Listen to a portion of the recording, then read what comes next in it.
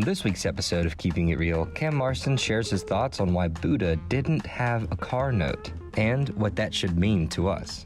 I'm not a fan of long-term or permanent commitments. They're not good. The older I get, the more I like the idea of keeping every option open.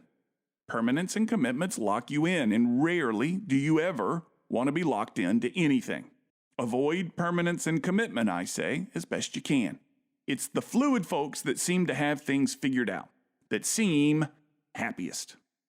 These thoughts surfaced shortly after my daughter asked my wife and my approval to get additional piercings in her already pierced ears. My reply, no. You're adding a permanent hole to your head. You've been given several natural, God-given permanent holes, and you've since added 2 more. Decorate those holes. That's plenty. If you decided later you didn't want additional holes, you're stuck with them. Consider doubling down on decorating the current ones. You don't need more. My very logical, sensible reply was not well received. I've advised anyone who cares to listen, and my family is seldom in that category, that with rare exception you should avoid long-term commitments and permanence. For example, while I can appreciate the artistry and the work that goes into tattoos, they're awfully permanent. My dermatologist friend, who gets paid big bucks to remove tattoos, describes them as long-term reminders of a short-term feeling. And they aren't ever really removed. There'll always be a scar. So the reminder remains. I believe you embrace commitment and permanence around marriage, mortgages, and children. However, there are plenty of people who would disagree with these. Why own a home when you can rent and move frequently if that's what you want, some may say. There are similar arguments about marriage or even having children. Our culture, though, promotes permanence around these 3 things, and I tend to agree.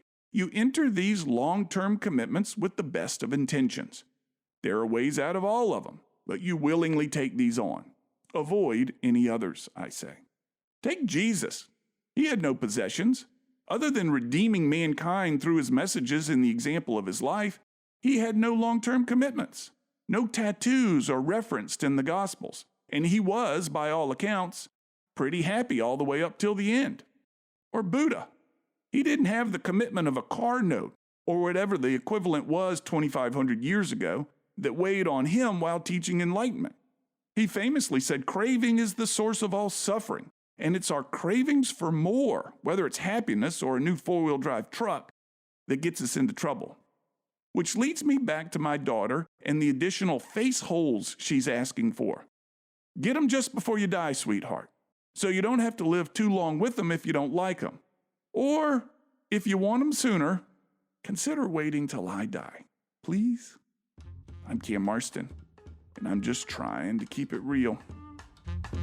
To hear more of Cam Marston's commentaries, search for Keeping It Real on your favorite podcast app, or find them on Facebook.